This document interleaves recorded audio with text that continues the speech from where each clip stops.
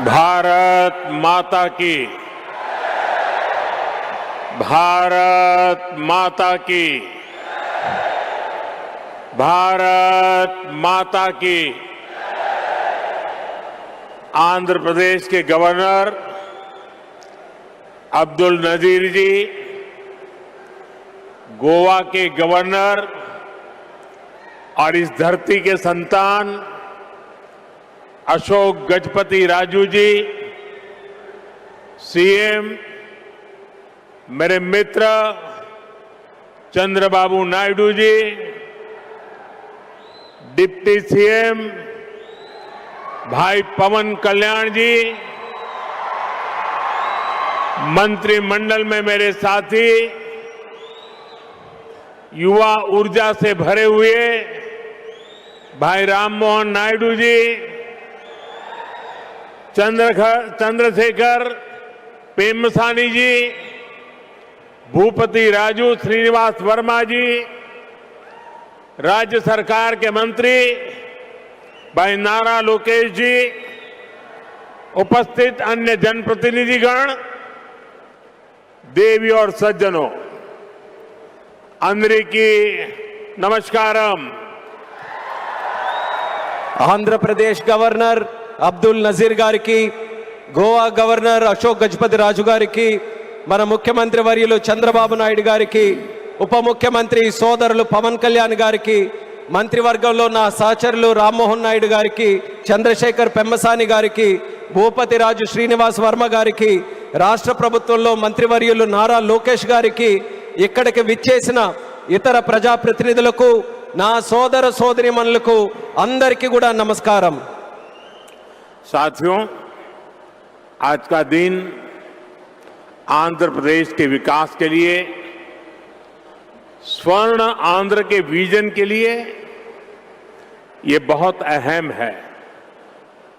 मुझे आज बहुत शुभ अवसर पर एक शुभ मास में उत्तर आंध्र की इस पवित्र भूमि पर आने का सौभाग्य मिला है।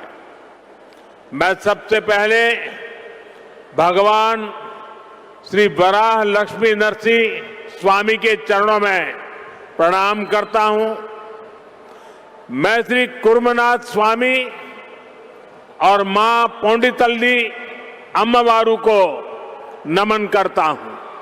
మిత్రులారా, ఈ రోజు ఆంధ్రప్రదేశ్ అభివృద్ధికి స్వర్ణాంధ్ర విజన్ కు ఎంతో కీలకమైన రోజు। ఈ శుభ సందర్భంగా ఈ పవిత్రమైన మాసంలో ఈ పవిత్రమైన ఉత్తరాంధ్ర భూమికి రావడం నాకెంతో సౌభాగ్యంగా భావిస్తున్నాను। ముందుగా శ్రీ వరాహ లక్ష్మీ నరసింహస్వామి వారి పవిత్రమైన పాదాలకు నా నమస్కారాలు అర్పిస్తున్నాను।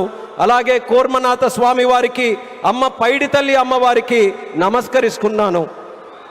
साथियों, आज यहां करीब 18,000 करोड़ रुपए की विकास परियोजनाओं का शुभारंभ, लोकार्पण और शिलान्यास हुआ है। एयरपोर्ट के साथ साथ ये प्रोजेक्ट आंध्र की रोड कनेक्टिविटी से भी जुड़े हैं। इनमें एनर्जी सिक्योरिटी से जुड़े प्रोजेक्ट भी हैं। ये विकास कार्य इस बात के प्रतीक है कि इस समय आंध्र की स्पीड से आगे बढ़ रहा है। मैं आप सभी को इन प्रोजेक्ट्स की बहुत बहुत शुभकामनाएं देता हूं।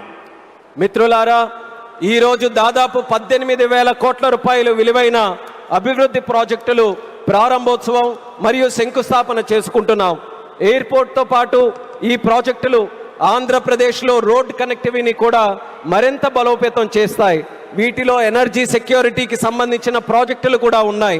ఈ ప్రాజెక్టులు ఆంధ్రప్రదేశ్కు ఎంత వేగంగా ముందుకు తీసుకొని వెళ్తున్నాయనడానికి ఒక నిదర్శనం। ఈ ప్రాజెక్టుల కోసం మీ అందరికీ నా హృదయపూర్వకమైనటువంటి శుభాకాంక్షలు। साथियों, आज का ये आयोजन नया इतिहास, नए रिकॉर्ड इसे रचने का भी है। आज एक और विकास के नए रिकॉर्ड बन रहे हैं, तो साथ ही ढीमसा डांस का सांस्कृतिक रिकॉर्ड भी रचा गया है। और ये चंद्रबाबू की विशेषता है कि उन्होंने दो क्षितिजों को छुआ है। एक तरफ ऊंची आसमान को छूने वाली व्यवस्था, एयरपोर्ट का निर्माण, और दूसरी तरफ मेरे यहां के आदिवासी बहनों के द्वारा ढीमसा नृत्य का विश्व रिकॉर्ड बनाना। मैं चंद्रबाबू के इस विजन को विशेष रूप से सराहना करता हूं। మిత్రులారా, ఈరోజు ఒక కొత్త చరిత్ర, ఒక కొత్త రికార్డును సృష్టించిన రోజు కూడా. ఒకవైపు అభివృద్ధిలో కొత్త రికార్డులు నమోదవుతున్నాయి, మరోవైపు దింసా నృత్యం కూడా ఒక సాంస్కృతిక రికార్డును సృష్టించింది. ఇది చంద్రబాబు నాయుడు గారి విశిష్టత అనేది నేను తెలియజేస్తున్నాను. ఈరోజు చంద్రబాబు నాయుడు గారు ఒక రెండు అంశాలని టచ్ చేశారు. ఒకటి నింగిని ఆకాశాన్ని అంటే ఎయిర్పోర్ట్ అయితే, మరొకటి గిరిజనుల సోదర సోదరీమణులతో ఈరోజు దింసా నృత్యంతో ఒక రికార్డు సృష్టించారు. ఇది చంద్రబాబు నాయుడు గారి విజన్. దీనికి నేను హృదయపూర్వకమైనటువంటి అభినందనలు తెలియజేస్తున్నాను. 13,000 से ज्यादा आदिवासी बहनों और बेटियों की प्रस्तुति, उनका उत्साह, उनका अनुशासन और आदिवासी संस्कृति का गौरव, यह दृश्य वाकई अद्भुत था। इसमें देश की विविधता की झलक भी थी और पीढ़ी दर पीढ़ी सहेज कर रखी गई जनजातीय विरासत भी थी। मैं इस प्रस्तुति के लिए आप सभी का और विशेष रूप से मेरी आदिवासी बहनों और बेटियों का बहुत बहुत अभिनंदन करता हूं। 13,000 మందికి పైగా గిరిజన పిల్లలు మరియు సోదరిమణుల తాలూకా ప్రదర్శన, వారి ఉత్సాహం, వారి క్రమశిక్షణ మన గిరిజన సంస్కృతికి సంబంధించిన ఒక గౌరవం. ఈ దృశ్యం నిజంగా అద్భుతంగా అనిపించింది. దీనిలో మన దేశం తాలూకా వైవిధ్యత కనిపించింది. అలాగే తరతరాలుగా సంరక్షించబడిన గిరిజన వారసత్వం కూడా ప్రతిబింబించింది. ఈ అద్భుతమైన ప్రదర్శనకు మన గిరిజన పిల్లలకు, సోదరిమణులకు, అలాగే ఇక్కడ ఉన్న అందరికీ కూడా నా హృదయపూర్వక అభినందనలు తెలియజేస్తున్నాను. साथियों, ये धरती अल्लूरी सीताराम राजू की धरती है। अल्लूरी सीताराम राजू जी ने जिस धरती पर आदिवासी हितों के लिए अपना जीवन समर्पित किया, आज उसी धरती पर आंध्र प्रदेश के एक नए एयरपोर्ट की शुरुआत हो रही है। ये एयरपोर्ट आंध्र और उत्तर आंध्र की ग्रोथ का रनवे है। ये आंध्र के युवाओं के बेहतर भविष्य का लॉन्च पैड है। मैं आंध्र प्रदेश के लोगों को, देश के लोगों को बहुत बहुत बधाई देता हूं। మిత్రులారా, ఈ నేల అల్లూరి సీతారామరాజు గారి నేల. అల్లూరి సీతారామరాజు గారు ఈ గిరిజన హక్కుల కోసం తన జీవితాన్ని అంకితం చేశారో ఆ పవిత్రమైన భూమిపైనే ఈరోజు ఆంధ్రప్రదేశ్కు ఒక కొత్త ఎయిర్పోర్ట్ ప్రారంభమవుతుంది. ఈ ఎయిర్పోర్ట్ ఆంధ్రప్రదేశ్, ముఖ్యంగా ఉత్తరాంధ్ర అభివృద్ధికి ఒక కొత్త రన్వేగా పనిచేస్తుంది. ఇది ఆంధ్ర యువత యొక్క ఉజ్వల భవిష్యత్తుకు ఒక కొత్త లాంచ్ ప్యాడ్ లా పనిచేస్తుంది. ఈ సందర్భంగా ఆంధ్రప్రదేశ్ ప్రజలకు మరియు దేశ ప్రజలకు నా హృదయపూర్వక అభినందనలు. साथियों, पहले जब एयरपोर्ट बनते थे तो एयरपोर्ट के नाम एक ही परिवार के नाम पर चढ़ जाते थे। हमने इस परंपरा को बदला। हमने अयोध्या में एयरपोर्ट का नाम वाल्मीकि के नाम से जोड़ा। हमने पंजाब में संत रविदास जी के नाम से एयरपोर्ट का नाम जोड़ा। और साथियों, केंद्र की एनडीए सरकार ने निर्णय किया है कि इस नए एयरपोर्ट का नाम श्री अल्लूरी सीताराम राजू के नाम पर होगा। आंध्र प्रदेश का जो भी नागरिक इस एयरपोर्ट से यात्रा करेगा, देश और दुनिया का जो भी नागरिक इस एयरपोर्ट से यात्रा करेगा, उसे अल्लूरी सीताराम राजू जी के नाम से जन सेवा और राष्ट्र सेवा की प्रेरणा मिलेगी। మిత్రులారా, ఒక గతాన్ని మళ్ళీ గుర్తు చేసుకుందాం. ఒక సందర్భంలో భారతదేశంలో ఏ ఎయిర్పోర్ట్ నిర్మించినా ఒక్క కుటుంబం తాలూకా పేర్లే దానికి పెట్టేవారు. ఆ చరిత్రని మళ్ళీ ఎన్డీఏ ప్రభుత్వం తిరగరాసింది. అయోధ్యలో ఎయిర్పోర్ట్ ప్రారంభిస్తే దానికి వాల్మీకి గారి పేరు పెట్టాం. అలాగే పంజాబ్లో సంత్ రవిదాస్ గారి పేరుతోని ఎయిర్పోర్ట్ని ప్రారంభించాం. అలాగే ఈ కేంద్ర ప్రభుత్వంలో ఎన్డీఏ కూటమి ఒక ముఖ్యమైన నిర్ణయం తీసుకుంది. ఈ కొత్త ఎయిర్పోర్ట్కి అల్లూరి సీతారామరాజు గారి పేరు పెట్టాలనే నిర్ణయం తీసుకుంది. ఈ ఎయిర్పోర్ట్ ద్వారా ప్రయాణించే ప్రతి ఆంధ్రప్రదేశ్ పౌరుడు అల్లూరి సీతారామరాజు గారి పేరుతో ప్రజాసేవకు, దేశ సేవకు కూడా స్ఫూర్తి పొందుతారని తెలియజేస్తున్నాను. साथियों, बीते 12 इयर्स में देश के एविएशन सेक्टर ने असाधारण प्रगति की है। 2014 तक देश में केवल 74 एयरपोर्ट ऑपरेशनल थे। आज ये संख्या 166 है। एक समय था जब हवाई उड़ानें सिर्फ बड़े शहरों तक सीमित थी। एनडीए सरकार में आज छोटे शहर के साधारण लोग भी फ्लाइट से आ जा रहे हैं। మిత్రులారా, గత 12 సంవత్సరాల్లో దేశంలో విమానయాన రంగం ఒక అసాధారణమైన పురోగతిని సాధించింది. 2014 వరకు దేశంలో కేవలం 74 ఎయిర్పోర్ట్లు ఆపరేషనల్గా ఉంటే ఈ రోజు ఆ సంఖ్య పెరిగి 166 ఎయిర్పోర్ట్లకి చేరుకుంది. ఒకప్పుడు విమానాశ్రయాలు, విమాన ప్రయాణాలు పెద్ద నగరాలకే పరిమితమయ్యేవి. ఈ రోజు ఎన్డీఏ ప్రభుత్వంలో చిన్న పట్టణాల నుంచి సాధారణ ప్రజలు కూడా విమానాల్లో ప్రయాణిస్తున్నారని తెలియజేస్తున్నాను. 12 इयर्स में सिर्फ एयरपोर्ट की संख्या ही नहीं बढ़ी है, हमारी उड़ान योजना के कारण आज गरीब परिवार के लोगों को भी जहाज में बैठने का अवसर मिल रहा है। इस योजना ने गरीब से गरीब को अपना सपना पूरा करने में मदद की है। कुछ दिन पहले ही सरकार ने उड़ान योजना के दूसरे फेज की शुरुआत की है। इस पर भी 29,000 करोड़ रुपीस खर्च किए जाएंगे। మిత్రులారా, ఈ 12 సంవత్సరాల్లో కేవలం ఎయిర్పోర్ట్ తాలూకా సంఖ్య మాత్రమే పెరగలేదు. మన ఉడాన్ పథకం వల్ల పేద కుటుంబాలకు చెందిన ప్రజలు కూడా మొదటిసారి విమానంలో ప్రయాణించే అవకాశం వాళ్ళందరూ పొందారు. ఈ పథకం అత్యంత పేదవారికి తమ కలలు నిజం చేసుకునే అవకాశం కూడా కల్పించింది. కొద్ది రోజుల క్రితమే కేంద్ర ప్రభుత్వం ఉడాన్ పథకం తాలూకా ఫేజ్ 2ని కూడా ప్రారంభించింది. దీని ద్వారా దేశంలో 29,000 కోట్ల రూపాయలు ఖర్చు చేయబోతుందని తెలియజేస్తున్నాను. साथियों, एविएशन सेक्टर में देश ने एक और बड़ा माइलस्टोन हासिल किया है। कुछ ही दिन पहले काशी में जी स्पोक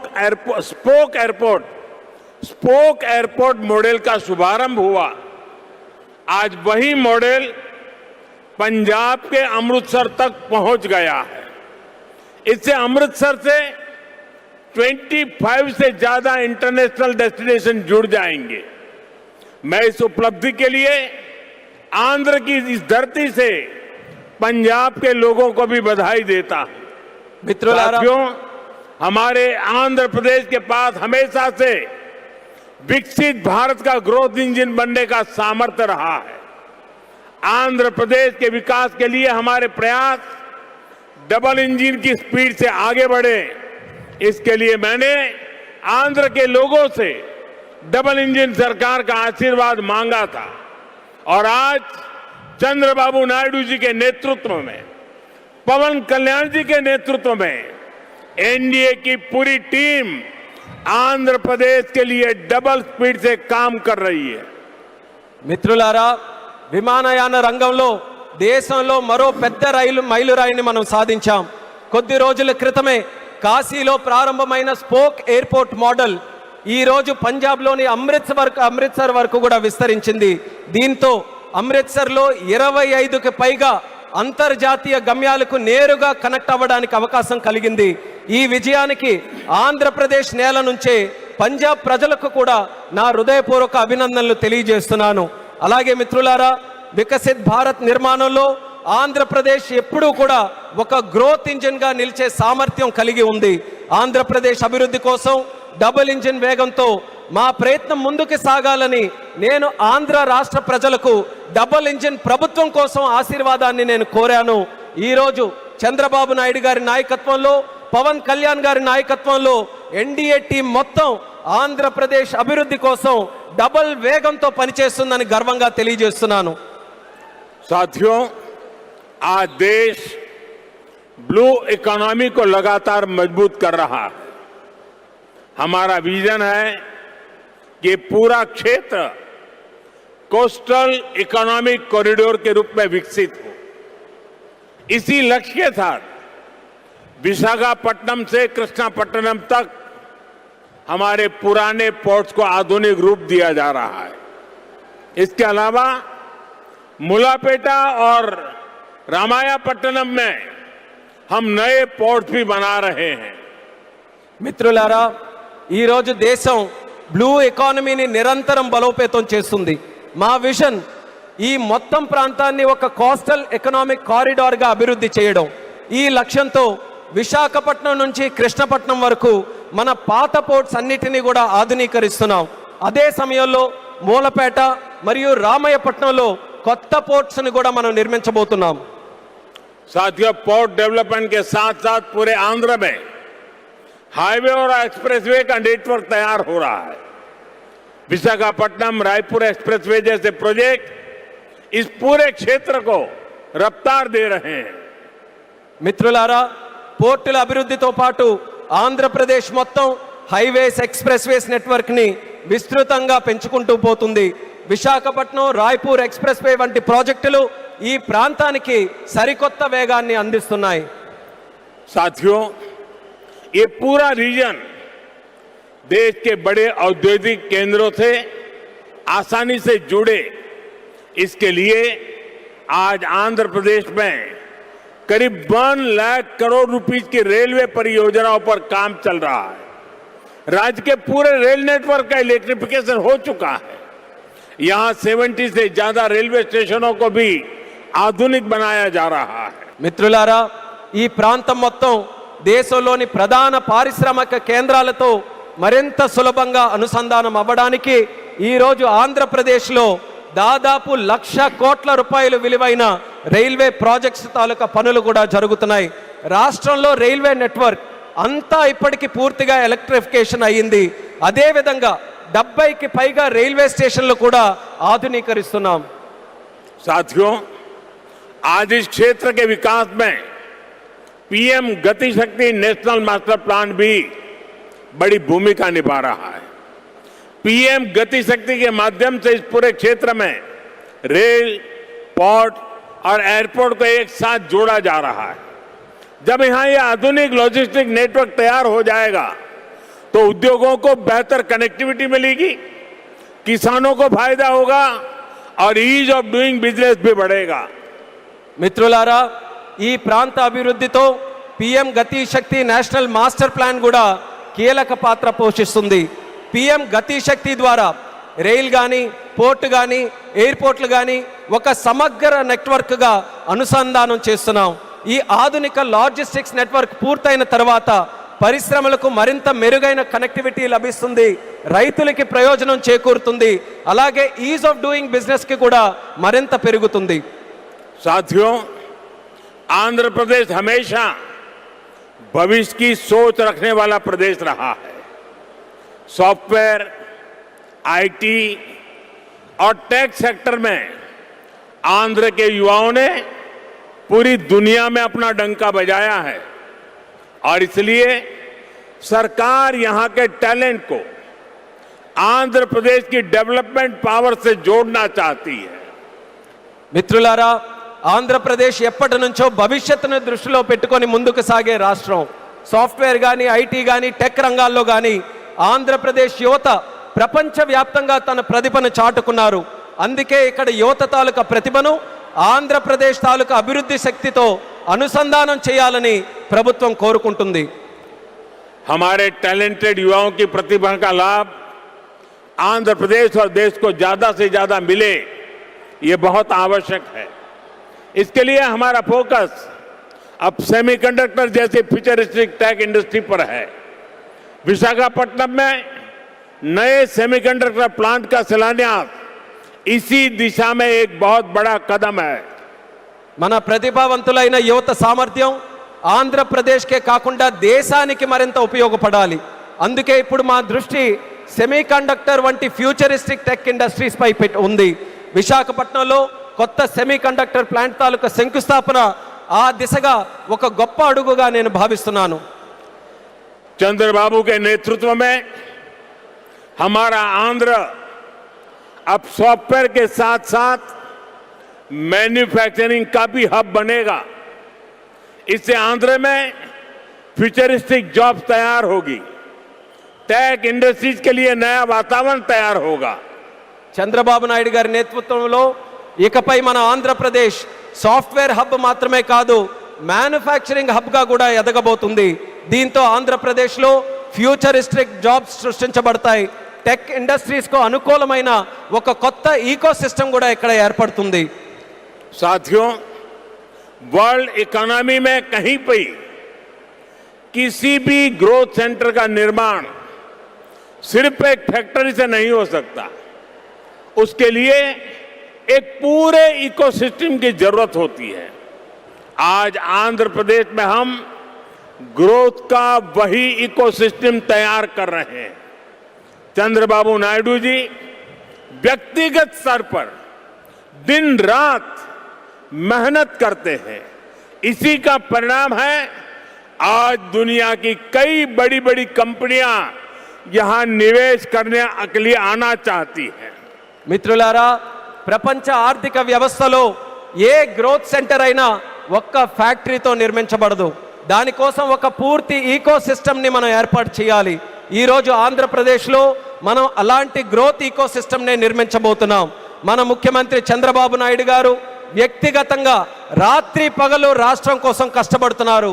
దాని ఫలితంగానే ఈరోజు ప్రపంచంలో ఉన్నటువంటి ప్రముఖ కంపెనీలు ఇక్కడ పెట్టుబడులు పెట్టడానికి ఎంతో ఆసక్తి చూపిస్తున్నాయి.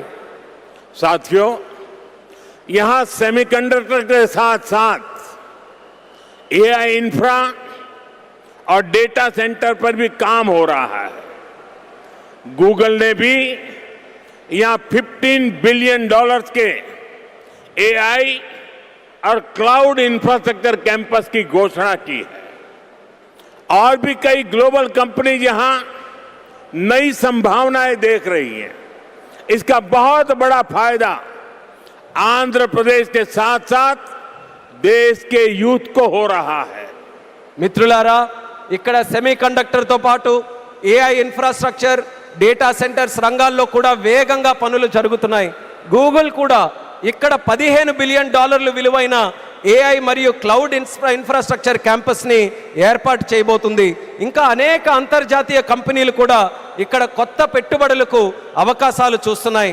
దీనివల్ల ఆంధ్రప్రదేశ్ యువత కాకుండా దేశ యువతకు కూడా ఒక్క గొప్ప ప్రయోజనం కలగబోతుంది.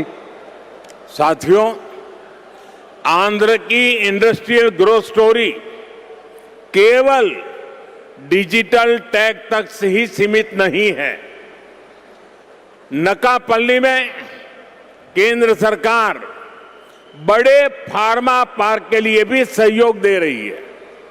इसे आंध्र प्रदेश देश के एक बड़े फार्मा हब के रूप में भी विकसित होगा. మిత్రులారా, ఆంధ్రప్రదేశ్ ఇండస్ట్రియల్ గ్రోత్ స్టోరీయే కాకుండా డిజిటల్ టెక్ వరకే పరిమితం కాకుండా నక్కపల్లిలో కేంద్ర ప్రభుత్వం యొక్క భారీ ఫార్మా పార్క్ ఏర్పాటుకి కూడా సహకరిస్తుంది. దీంతో ఆంధ్రప్రదేశ్ దేశంలోనే ఒక ప్రముఖ ఫార్మా హబ్గా ఎదగబోతుందని తెలియజేస్తున్నాను. ग्रीन एनर्जी की फील्ड में भी अकेले रायलसीमा क्षेत्र में 5 लाख करोड़ रुपए से ज्यादा का इन्वेस्टमेंट हुआ है. मैं आज आंध्र प्रदेश के आप सभी लोगों को फिर विश्वास दिलाता हूं, हमारी सरकार ऐसी हर संभावनाओं को साकार करने के लिए दिन रात ये डबल इंजन सरकार काम करती रहेगी। గ్రీన్ ఎనర్జీ రంగంలో కూడా ఒక్క రాయలసీమ ప్రాంతంలోనే 5 లక్షల కోట్ల రూపాయలకి పైగా పెట్టుబడులు వచ్చాయి. ఈరోజు ఆంధ్రప్రదేశ్ ప్రజలందరికీ నేను మరోసారి హామీ ఇస్తున్నాను, ఇలాంటి ప్రతి అవకాశాన్ని నిజం చేయడానికి, ఆ కలని సాకారం చేయడానికి మా ప్రభుత్వం, ఈ డబుల్ ఇంజిన్ ప్రభుత్వం రాత్రి ప్రగలు కృషి చేస్తూనే ఉంటుందని తెలియజేస్తున్నాను. साथियों, आज आंध्र प्रदेश में हर सेक्टर में किस स्पीड से काम हो रहा है, इसका अंदाजा आप इस बात से लगा सकते हैं कि पिछले 3 यात्राओं में ही मैंने 2 लाख करोड़ रुपीस के प्रोजेक्ट का शुभारंभ यहां किया है। మిత్రులారా, ఈరోజు ఆంధ్రప్రదేశ్లో ప్రతి రంగంలో ఎంత వేగంగా అభివృద్ధి జరుగుతుందో మనం ఒక్కసారి అంచనా వేయాలనంటే ఈ ఒక్క విషయం గమనించండి. నా గత 3 పర్యటనల్లో 2 లక్షల కోట్ల విలువైన ప్రాజెక్టులు, కోట్ల రూపాయల విలువైన ప్రాజెక్టులు నేను ఇక్కడే ప్రారంభించానని తెలియజేస్తున్నాను. मुझे खुशी है कि आंध्र की इस विकास यात्रा में उत्तर आंध्र भी सशक्त हो रहा है। हम विशाखापट्टनम इकोनॉमिक रीजन VER को देश के बड़े औद्योगिक केंद्र के रूप में विकसित कर रहे हैं। हमारा लक्ष्य है VER एशिया का प्रमुख इकोनॉमिक हब बने। ये एयरपोर्ट से लेकर सेमीकंडक्टर यूनिट तक इसी मिशन का हिस्सा है। ఈ అభివృద్ధి ప్రయాణంలో ఉత్తరాంధ్ర కూడా మరింత బలోపేతం అవుతున్నందుకు నాకెంతో ఆనందంగా ఉంది. మనం విశాఖపట్నం ఎకనామిక్ రీజన్ను దేశంలో ప్రధాన పారిశ్రామిక కేంద్రంగా అభివృద్ధి మనం చేస్తున్నాం. మన లక్ష్యం VERను ఆసియా ఖండంలోనే ఒక ప్రముఖ ఎకనామిక్ హబ్గా తీర్చిదిద్దడం. దీనికి ఎయిర్పోర్ట్ నుంచి సెమీ కండక్టర్ యూనిట్ వరకు జరుగుతున్న ప్రతి కార్యక్రమం ఆ లక్ష్యంలో భాగమే అనేది కూడా నేను తెలియజేస్తున్నాను. साथियों, हमारी सरकार का मंत्र है इन्वेस्टमेंट से एम्प्लॉयमेंट। इसलिए सरकार ने अपनी तरफ से भी इन्वेस्टमेंट बढ़ाया है और हम प्राइवेट सेक्टर को भी इन्वेस्टमेंट के लिए प्रेरित कर रहे हैं। आप भी जानते हैं, जब इन्वेस्टमेंट बढ़ता है तो मैन्युफैक्चरिंग बढ़ती है, मैन्युफैक्चरिंग बढ़ती है तो एक्सपोर्ट बढ़ता है, एक्सपोर्ट बढ़ता है तो रोजगार के नए अवसर बनते हैं और रोजगार बढ़ता है तो लोगों की आमदनी बढ़ती है, परिवारों की जिंदगी बेहतर होती है और आंध्र प्रदेश में हम यही होते देख रहे हैं। మిత్రులారా, మా ప్రభుత్వం తాలూకా మంత్రం పెట్టుబడి నుంచి ఉపాధి వరకు.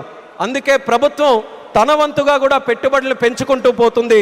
అదే సమయంలో ప్రైవేట్ సెక్టర్ తాలూకా పెట్టుబడులు కూడా వాళ్ళు ఇంకా ఎక్కువగా పెట్టేలా ప్రోత్సహిస్తుంది. మీ అందరికీ తెలుసు, పెట్టుబడులు పెరిగితే తయారీ రంగం పెరుగుతుంది, తయారీ రంగం పెరిగితే ఎగుమతులు పెరుగుతాయి, ఎగుమతులు పెరిగితే కొత్త ఉద్యోగ అవకాశాలు పెరుగుతాయి, ఈ కొత్త ఉద్యోగ అవకాశాలు పెరిగితే ప్రజల తాలూకా ఆదాయం పెరుగుతుంది. ఆ పెరిగినప్పుడు కుటుంబం తాలూకా జీవితాలు మరింత మెరుగుపడతాయి. ఈరోజు మన ఆంధ్రప్రదేశ్లో ఈ మార్పుని మనం కల్లారా చూస్తున్నాం. साथियों, मुझे पूरा विश्वास है आज यहां जितने भी प्रोजेक्ट की शुरुआत हुई है, जिनकी नींव रखी गई है, वो सारे प्रोजेक्ट स्वर्ण आंध्रा और विकसित भारत के संकल्प को पूरा करने में बहुत बड़ा योगदान देंगे। चंद्रबाबू जी के नेतृत्व में आंध्र प्रदेश विकसित भारत के सपने को पूरा करने के लिए एक बहुत बड़ा ऊर्जा स्रोत बन रहा है।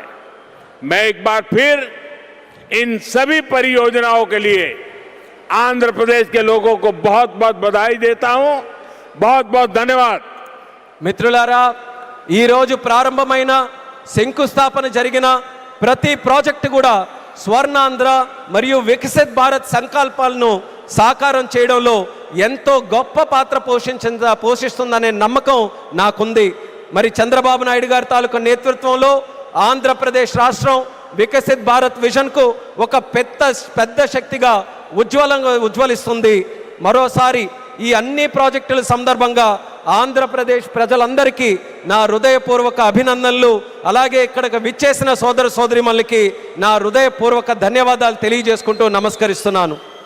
భారత్ మాతా की జై, भारत माता की జై, भारत माता की జై. बहुत बहुत धन्यवाद.